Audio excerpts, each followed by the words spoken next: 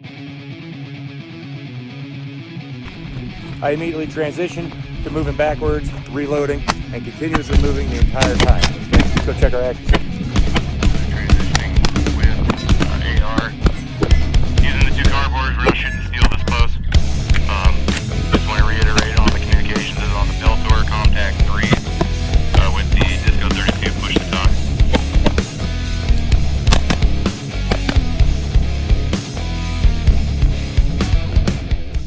Well, welcome back, ladies and gentlemen. Josh here with Grim Results LLC.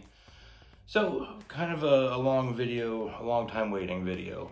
I've been thinking about this video for the past week and been super excited to get this done because I don't see it ever explained how I'm about to explain it. I've seen it explained very similarly and with the right information that if you could take it away the same way that I could possibly, but I'm going to break it down as best I can to help others such as myself who are not Stephen Hawking and don't always understand what people are saying, especially when they start using big words and getting into all the minutia of a lot of it. Okay, so, oh yeah, by the way, in case you didn't see it, a little bit of a black eye. I don't give a shit. Work hazards, not the end of the world. Everything worked out. So, train hard, rest easy, folks. What we're going to be talking about, lasers. Laser placement, laser zero, and how to effectively implement your lasers and to keep them in a position, mounted in a position that is going to be optimal for not only use, but for maintaining the closest or the smallest margin of error for shot placement as to laser placement. So, getting straight into it, although I'll be using a PEC 15 to demonstrate and kind of show you exactly what it is that I'm talking about, a lot of this information will obviously translate over to other lasers, your Steiner, the OT, ALC, the ODAL-C, or the D-ball and stuff like that. A lot of this information is going to translate over to with minimal effort. So, I'm using an old pink arrow for my laser. I have a cleaning rod that I've painted bright orange for my bore, my bullet trajectory from the muzzle. And then I've got a empty paper towel tube here to kind of signify or to demonstrate at times where my optic will be at. Such as, I have my cleaning rod, I have my optic, height over bore. Pretty basic, pretty easy to understand when I hold it like this, that I'm talking about my optics height over the bore, the line coming out of the bore, the bullet's trajectory. Okay, and although we all understand bullets have an arc to them, when they come out of that muzzle, just for the sake of simplicity, imagine it being a straight line like a laser coming out, just to kind of better understand where I'm going with this. So if you'll bear with me and kind of understand, what we're going to be talking about here is maintaining or getting that height over bore calculation down with our laser offset calculation down, because it's not going to sit directly above your bore line of sight, and it's not going to sit directly in line of sight with your optic, nor is it going to be at the same horizontal or vertical axis as the bore sight or your optic. So you're looking at three different points of aim and trying to make them all come together without moving them. Okay? So, right off the bat, a couple of principles of zeroing your lasers to your firearm is going to be converging zero or a parallel zero. Converging zero is where you have your bore line and then you zero your laser to meet the trajectory of that bullet. Okay, and so where they meet, they converge. Now, this is a really good example. Let's say it converges down here. Right, so it converges right down here. This is the only point. This is the only point when you are firing and aiming your laser around. This is the only time that your laser and your bullet are actually going to intersect, and your point of aim will be your point of impact. But you have to zero both your optic your laser, everything has to be zeroed for this point alone. Your optic, obviously being center line of that bore, the bore line, will be able to maintain, you know, something of a point of aim, point of impact with your bore sight at the very least twice during that bullet's trajectory. But your laser only gets one opportunity to have an exact line of sight, or point of aim, point of impact. Now, if you parallel your laser to your bullet trajectory, your bore line, now they never intersect. But what that does is it eliminates any of that calculation from the converging zero that you would have otherwise had to do. Oh, are they at 100 yards because that's where my zero is set for? Or are they at 200 yards because that's where I set my zero to? Or are they at 50 yards because that's where I set my zero to? And every time you set a different zero here, it's only good for that point or for that distance. Otherwise, it's the exact same thing as having a parallel, except obviously it gets grossly exaggerated the further out you get from that point of intersection. So with if you zero your laser parallel to your bullet's trajectory or your bore line, it makes it a little simpler, okay? Because it's not sitting out, you know, 2 feet away from your bore line. It's just sitting about an inch and a half-ish, you know, somewhere in that. So as long as you have your parallel zero exactly parallel, no matter what range you are no matter what range you are trying to engage, you'll still have that same offset. It'll always maintain that 1 inch gap between your point of aim and point of impact. Obviously, wind is going to play a factor, gravity plays a factor, the range you go out to, because as you have to arc your rounds to get a further distance, now your laser will be grossly off target. But if you put your laser on target, your bullet will never hit that target because of that range distance. So there's multiple factors this you still have to maintain and keep in mind when you're trying to engage, especially at distance. But I believe that the parallel zero is going to be the superior zero for you to zero your laser at and to maintain it at. And that goes almost for every mounting position you would put your laser in, which we'll get into next. So keep in mind, converging, parallel is definitely going to be better, especially for how I'm going to explain why I keep mine as a parallel and where I mount my laser at. So when you are zeroing your laser, a couple of different options you have is for mounting positions. So you can mount the laser anywhere you want to, all the way back under your optic, all the way to the side, all the way back, front, rear, wherever you want to. We'll start with the most common and the most preferred placement for mounting, which is going to be the 12 o'clock position all the way at the end of the rail. So PEQ 15s have a little bit of forgiveness because on the left-hand side here, they have 2 different sections which grab hold of your rail, and only one small portion in between those 2 that grabs from the right-hand side.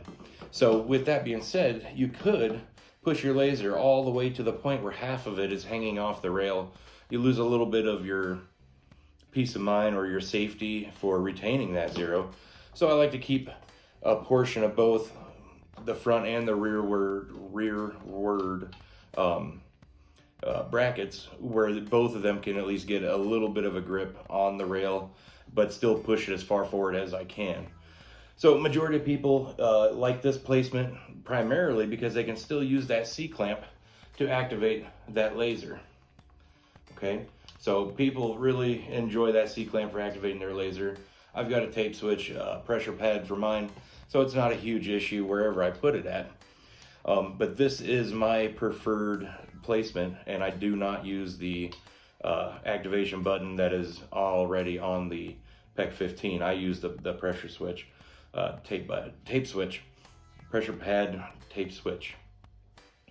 So with that being said, multiple reasons why this is my preferred, but we'll kind of save this for last. I just wanted to show you the primary placement there, where majority of people place their PEQ 15s or their lasers at. Obviously the MALC and stuff like that is designed differently so they can place it directly on the 12 o'clock position, but it's obviously designed to have an offset for that 45-degree area. So with that being said, we're going to move on to the left side of the rail position.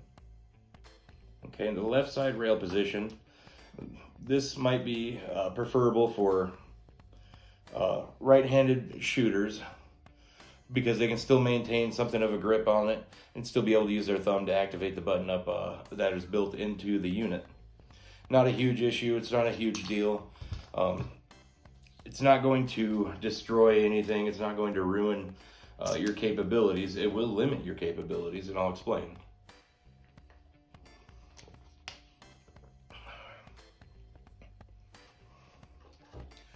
So with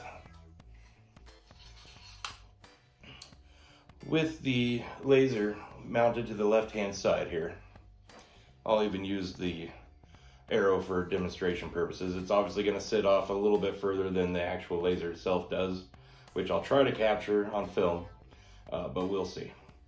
So with the parallel zero up here, your visible laser and your IR laser pointer, your identifier, whatever designator, whatever you want to call it, the laser that is a single point, not a flood, single point laser, is going to maintain a gap similar to what I'm showing you now, all the way through the laser's point of aim, or is the way as far as the laser will reach. Obviously your bullet trajectory is going to have that arcing effect. But if you zero it parallel, such as this, you'll obviously have to measure to kind of see where you're going, what exactly you'll get. But maintaining that parallel zero, all you have to do is point of aim, point of impact. As long as your target isn't smaller than, what is that, about a 3 or 4 inch gap, you can hit what you're aiming at. Okay, so with that being said though, your illuminator does have to move. Okay, your illuminator will have to transition from being a straightforward parallel zero. It'll have to either be canted up or canted down, canted inward, wherever it needs to be to illuminate the target that you would be aiming at. And generally you want to bring that IR illuminator, you want to zero that to center on your IR designator.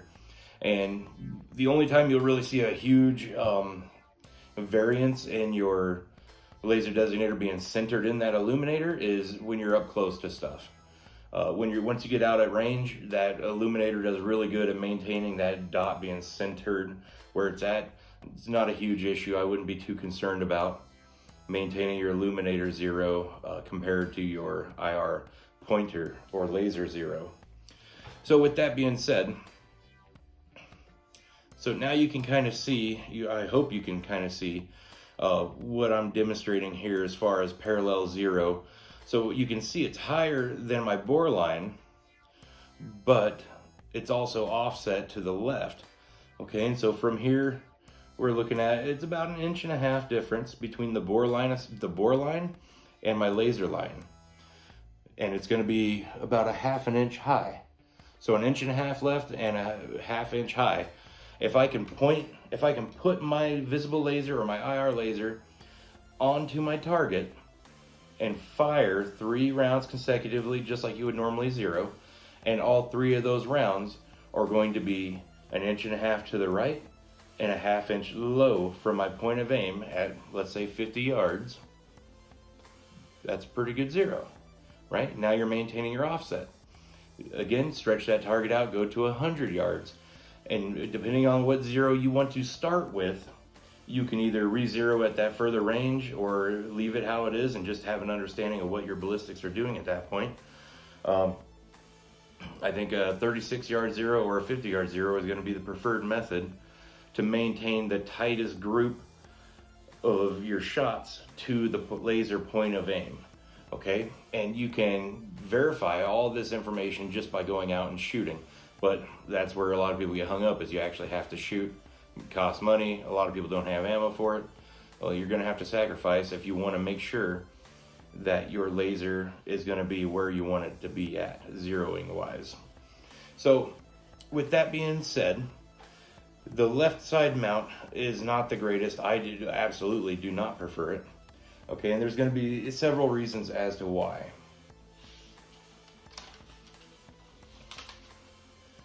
So left side mounting, pros and cons. Turn that off so I'm not burning my battery. So left side mounting, pros. Left keeps the laser closer to your bore line. Okay, it frees up the top rail for other stuff that you want to use, like your backup sights, your backup irons, anything like that. You can still get something of a C-clamp, especially if you're a left-handed shooter. Left-handed shooters, you can still C-clamp on there and activate it if need be. Okay, fairly easy to still do that. It feels awkward to me because I'm not a weirdo who's left-handed. So no matter what, it feels weird to me. And when it's mounted to the side, either left or right, pro of that is it's not visible through your optics. On top mount, you're going to see it through your optics, and we'll get into that a little bit more later. And another good thing too is if you have side folding stocks, it's good to maintain all your equipment as much as possible onto the side that the stock does fold to, because it has a folding stock. Generally that's because you're trying to squeeze it into a bag or compartment of some kind, and this will just kind of heap all the equipment right there, help keep your package as small as possible for that. So other than that, I couldn't really think of any other great pros to mounting it on the left hand side. And I mentioned already that it keeps your actual laser pointer, your laser designator, closest to your bore line, which I think is going to be critical, and that's what everybody should try to shoot for, no matter whether you're left-handed or right-handed. And I'll explain that here in a little bit. So moving right along, we'll go over to the right side mount. So again, you can mount this forward more, back more, wherever you want. Generally recommended that you keep it as far forward as possible. One, weight distribution. No matter where you put it at here, you're going to feel the weight up front. But whether you're mounting it to the left side or the right side, it is going to pull your gun one way or another. Okay, you're going to feel the weight pulling the gun to the right, or if you have it mounted to the left, pulling the gun to the left. It's not going to be the biggest pull you've ever felt in your life, anything significant like that. Just understand it will happen, you will feel it, and eventually you'll get used to it to where you don't ever feel it. Other than that, those are going to be the biggest cons there, is that weight is going to be offset to the side of the gun, and it's going to take a lot of time, a lot of practice, a lot of shooting, a lot of manipulating the firearm to get used to it to the point where you don't really feel the weight being offset like that. Not a huge issue though, especially if you're putting a lot of time behind your gun. You'll be able to get through that with ease and relatively quickly. So moving right along to the pros of the right hand mount. So this keeps your 12 o'clock rail free for your backup iron sights, anything like that. It gives you a little bit more room to kind of maintain your C-clamp, although there is a little bit something to say about having to try to C-clamp all the way to the other side, no matter which side it's mounted to. It's just kind of it's a handful. Not ashamed to admit it, it's a handful. So it's going to have a lot of the same pros as mounting it to the left-hand side, but those are going to be kind of swapped. So now you have your IR illuminator closest to your bore line. So if your main concern was your IR illuminator accuracy, then your visible and IR laser being down at the bottom, not going to really matter to you that much, because you're a weirdo and you're focusing on the illuminator, when the designator is where you want to have most of your attention set to make sure that you can actually hit what you're shooting at. The illuminator is great, it lets you see what you're shooting at, but this laser is going to be crucial, and it's going to be essential to ensure where you aim where you hit. So with that being said, now that this laser is all the way down here on the bottom, you can still maintain a parallel 0, and you can still set it up the same way, but now you have to do your calculations to where your point of aim and your point of impact. Your point of impact is going to be sitting a 1/2 inch high and 1.5 inches over to the left hand side of your point of aim. So with that being said, Now you have your laser point of aim and point of impact with an offset, and your optic is going to have the exact same point of aim, point of impact difference, but in the opposite direction. Because obviously your optic is above the bore, your IR laser is below the bore. So no matter what, when you add a laser into your configuration, you're adding one more set of calculations you have to know. You cannot just mount it and call it fucking good. You have to know what it is that you're doing. You have to know what it is that your laser is doing relative to your bullet, relative to your aim, of your optics fucking point of aim, and just making sure that you are not going to be just flinging rounds all willy-nilly everywhere. You want to make sure you know what it is that you're doing and how everything will react and behave accordingly to what it is that you are trying to do. We all want to be responsible gun owners. Know your equipment, know what it's doing, know what you're doing, and how to implement and put that equipment into engagement and without fucking up. The last thing you want to do is shoot somebody you're not trying to. Okay, so with that being said, this is going to create another offset that's even more of a headache to remember and deal with than if this is flipped on, if it's mounted on the 12 o'clock or the left side. 12 o'clock on the left side, at least it keeps all of your variations top of the bore, just to kind of help keep things a little more simpler. Your optic being directly in line with your bore line makes things even easier to remember with this, so you can focus more on your point of aim, point of impact variance with your laser, just to kind of help break things down. Okay, again, I'm not a super smart guy. I'm a fairly moderately intelligent human being, so I try not to overwhelm myself with all kinds of crazy ballistic calculations that I have to do on the fly if I don't have to do them. I have a laser mounted to my firearm. I have a optic mounted to my firearm.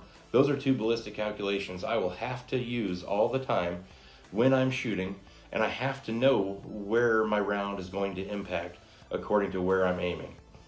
I have to, and so do you. If you have an optic, you have iron sights, or you have a laser on your gun, you have to know where that round will impact as opposed to where you're aiming. You have to know these things. So keeping your laser above the bore line is going to help you help keep those calculations a lot simpler, so you can make them a lot faster and just go to work.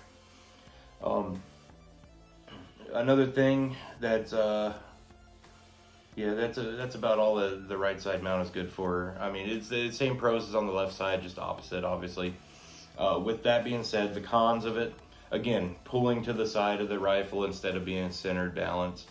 And again, it's your IR illuminator is not going to be the main focus of this piece of equipment. The IR laser, visible laser, is going to be your main focus. So you want that to be adjustable to bring your zero in the easiest. With it being mounted below the borderline, it's additional calculations you have to do. You don't want that headache. So I would go with whatever's going to be simpler for you. If you're super smart and intelligent and that's how you want it, then do it. With that being said, we're going to go to the creme de la creme, the cream of the crop, the bee's knees, okay, the cat's pajamas here, the 12 o'clock position, my favorite, everyone's favorite. That should be everyone's favorite. So, pros and cons of the top mount. Let's go over these. So, right off the bat, balance. It's very well balanced right there on the 12 o'clock position. It also keeps both your laser and your illuminator closest to the bore. It's split evenly from the top side. Again, keeping those calculations super simple and easy to maintain and easy to follow. And this is going to be also the easiest place for your converging zero, because if you take notice at my IR illuminator over here and my IR or visible laser over here, both of these are not stacked up. They're in nothing like that. They are side to side, and they got a good 2 inches between them. So just as I was saying earlier about your bore line, your ballistics convergence zero, if this rod is my illuminator and this rod is my IR designator or visible laser, it's a converging zero. But now you're converging your IR illuminator to your IR laser as opposed to the laser to the bullet. Okay, so keep that in mind, and that should help you further understand what it is that we're getting to here with the parallel zero. Because with the parallel zero, if you were to parallel zero your illuminator and your laser, now what you'd have is you'd have a big ass circle with the laser over on that side of it, okay, or on that side of it, whatever it is. But if you have it set up on the 12 o'clock position and you do a parallel zero with your IR illuminator and laser, it'll be set up like that. So no matter what you look at, everything to the left of your laser, clearly illuminated, everything to the right, only slightly, unless you go past your target. So it just doesn't make sense. You would have a converging zero to make sure your illuminator is going to cover your entire target and what's around your target and what's beyond your target to make sure you're not shooting something you don't want to. So just a little food for thought and something to kind of maybe help illustrate and keep in mind what it is that I am attempting to explain to you here. Okay, so with the top mount, there are cons. Okay, there are cons. Again, it's going to be visible through your optics, especially if you're running a magnified optic. You'll always have a constant blur down there at the bottom of your lens. It does interfere with your C-clamp, but most people run it because they can still C-clamp just fine and use that thumb to activate that built-in button like I was discussing earlier. And it does occupy a lot of rails up here on the front. There are some iron sights that are perfectly designed to go with a PEQ 15 to maintain their position in between your illuminator and your laser, so that you can still have it push as far forward as you can, but still have that backup iron. You can see I'm not running backup irons on mine at all. So with that being said, again, I push mine all the way out until it's partially hanging off of that rail. I just make sure that the left-hand side of the clamp, because there's two pieces here, one piece is on the right side, that come together to squeeze that top rail to maintain that hold and to maintain that zero. I try to make sure that that top clamp that's furthest up on the rail, at least half of it is still getting a grip on that top rail, just to further ensure that I'm going to maintain a zero of some kind. It does interfere with the iron sights, like I said. More like your iron sights kind of interfere with your laser placement, honestly, because again, you want that laser as far forward as you can. It's going to be preferable. You might have seen my other video where I have the GBRS Hydra mount, or whatever it's called, and I have my lasers all the way back here by my optic and mounted up high, and there's a lot of calculations and ballistic calculations that go into maintaining it in that position. But that's okay. Part of the reason I did it was to learn and educate myself and see if it's something I actually want to maintain and pursue. So with it being said, with your PEQ 15 top mounted, it does interfere. For instance, my Surefire Vampire, when it is mounted on here, mounted on these rails, one second here, let me get it in the right position to better demonstrate what it is that I am talking about. So with the Surefire Vampire on here, this tiny little screw here to tighten down my clamp is being greatly interfered with by my PEQ 15. So my choice is to either mount my light first and then the PEQ 15, or mount my light somewhere else where it's easier to get to. And I did have it on the left-hand side, but because I do want to maintain a C-clamp every once in a while and kind of play around with hand positions, moved over here to the right side, and bam, we have an issue. Is it the end of the world? Not at all. It's easily manageable, mostly just because once I put my laser on, I leave it there. I went ahead and just took it off my gun just to demonstrate for this video specifically the different mounting positions, and I highly suggest if you're one of those Zero Nazis who throws a fit about losing their zero, get over it. Doesn't take much to re-zero a laser. Doesn't take much to re-zero anything if you know what you're doing.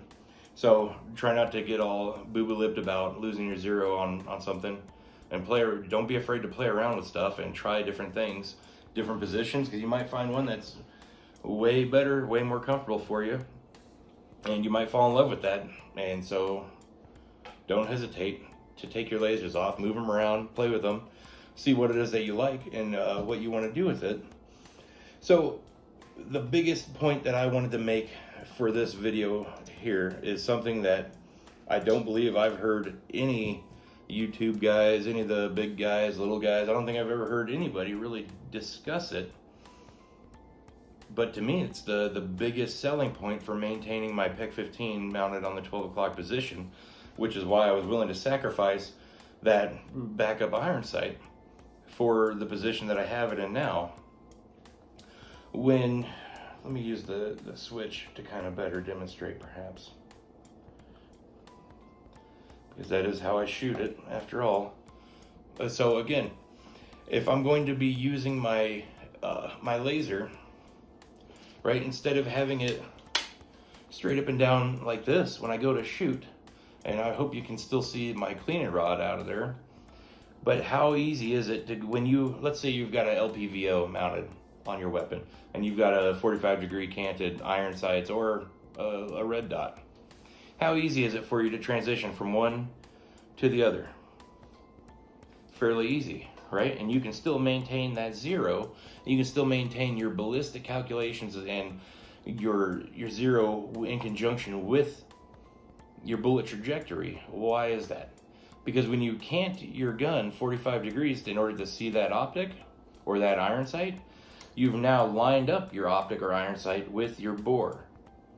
Just as your top mounted optic is in line with your bore, so is your 45-degree optic. What do you think the laser is over that bore? 45 degrees? I don't think it's quite 45 degrees. I think it's close. I think you're probably sitting more about 35-ish degrees, maybe 30 even.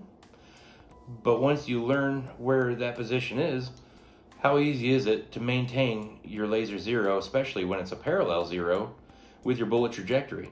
Now, point of aim is point of impact, guaranteed at two different places of that bullet's trajectory, the arc, okay?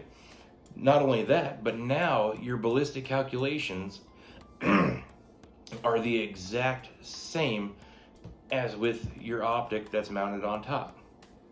Because whether you're engaging a target at 100 yards or 300 yards, you know where that bullet is going to impact as opposed to where your point of aim is from your optic.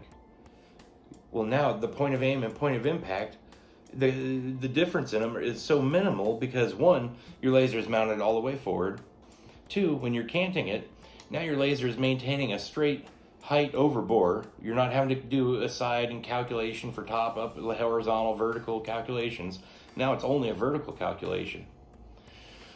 So if you know you got a zero, you did an optic zero at 50 yards, right? So that gives you a 16-inch grouping all the way from 50 yards or 25 yards all the way out to, 25 meters all the way out to 300 meters. You're going to have a grouping size of about 16 inches, if I remember correctly. Math ain't my strong suit. So with that being said, it's the same thing, same principle with your visible laser or IR laser. As long as you can get that laser on your target when you squeeze that trigger and you've got your fundamentals down, you've got your trigger pull, your breathing, your stance, all your fundamentals are locked in tight, your variation with that bullet placement or that point of aim to point of impact should be absolutely minimal horizontal, just because of your basic fundamentals are so rock solid. So now you only have to worry about that point of aim, point of impact variation vertically. Excuse me. Which again, if you know distances, if you're in a defensive position, you will know distances to certain objects, whether it be a fence line, a ditch line, a tree line, whatever it is. You'll know how far away it is, and you will already have done the calculations on your bullet drop at that range. How much quicker do you think your calculations are going to be when you go to engage that target at 150 yards and now your laser is height over bore. You already know it's going to be point of aim, point of impact, right? Or point of aim with a point of impact just slightly high, an inch high. So you can adjust your aim accordingly, right? That is why the 12 o'clock position is my favorite. Now, if you are a left-handed shooter, you can probably get away with the same exact principle with it being left-mounted, right? We'll see if we can't dim it. Oh, let me take this cable out first. Again, I'm not a left-handed shooter, so I haven't really played around with the left-handed weirdo concept. My wife and my mom are left-handed, so I can say that stuff, okay? So, with everything being left, let's just do it. And let's see if we can't get our cable in place to make life a little bit easier for this demonstration here. Okay. Oh, God, it feels so weird. Okay, you can tell I don't do weak side very often, so here we go. So if I need to, I guess they don't really make left-handed 45-degree angle sights, do they? I don't know. So again, I want to cant my gun. Okay, so we'd have to go truly 45 degrees, maybe even a little bit more to get direct height over bore. Interesting. But if you're running a 45-degree angle the right way, on the right-hand side, because that's the best way to do it, and you're a lefty, you would still be able to get away with that. I think it would feel weird unless you've already gotten yourself trained and used to canting to the right. To the left for that use of that 45-degree angle backup sight or red dot. So that might be still a preferable option, as opposed to rolling it over to the right to get the height over bore from the left side mount. But everybody's free to do what they will. There's no right way to do it, except doing it right-handed, obviously. So you can play around with it. Don't be afraid to change things up and try new things. Don't be afraid to implement different methods to achieve a better result. Okay, it's not difficult. And if you're stressing out so bad about losing your zero, you've got bigger mental problems to worry about than your zero, honestly. You should not be so focused on something like that it's ruining your day, or it feels like it's ruining your life. So you might reevaluate some personal decisions on that end of things. So that's going to basically do it for laser mounting and zeros, whether it be converging or parallel zero. Again, it's not hard to figure out. It's not hard to understand the concept, especially with visual aids. I'm something of a special person myself, so I prefer the visual aids. Again, parallel zero, side by side, maintaining the same distance gap all the way to the end. Converging zero, one way or the other, converging together, coming to a point where they intersect. Okay, converging zeros, I highly suggest you don't do it, especially when you're dealing with lasers.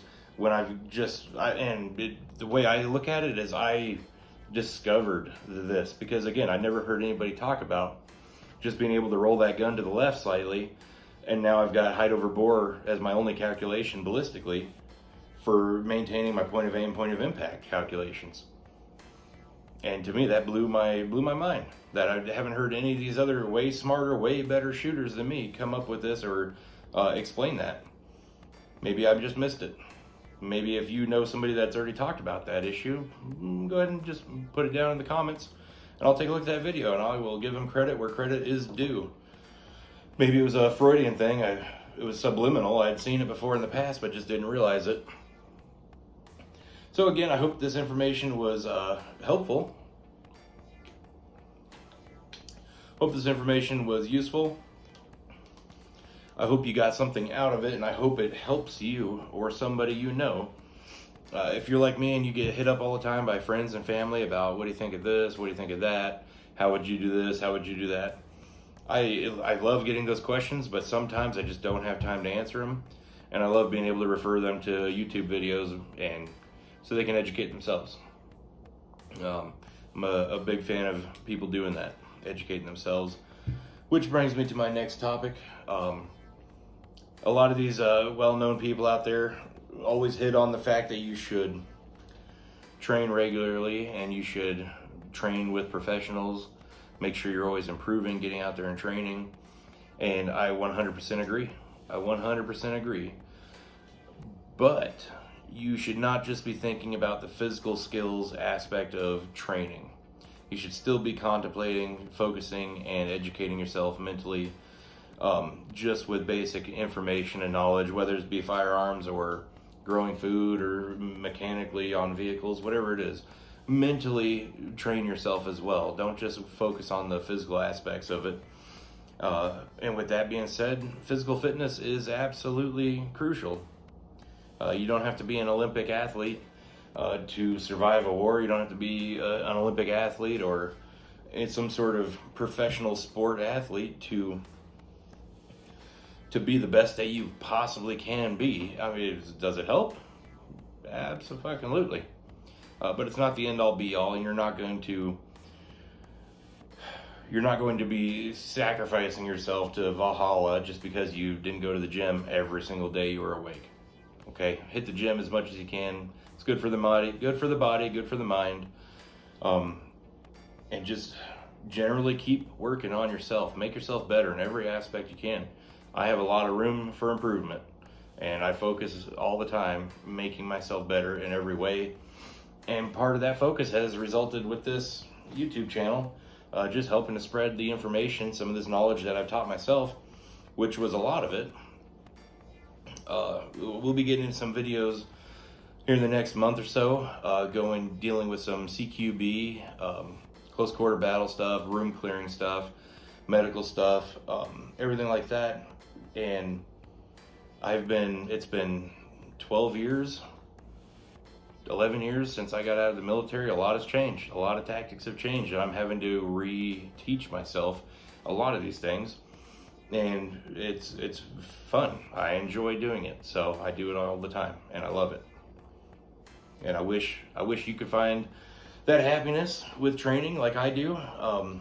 It truly brings happiness and joy to my heart, so I do it all the time to keep myself sane and happy.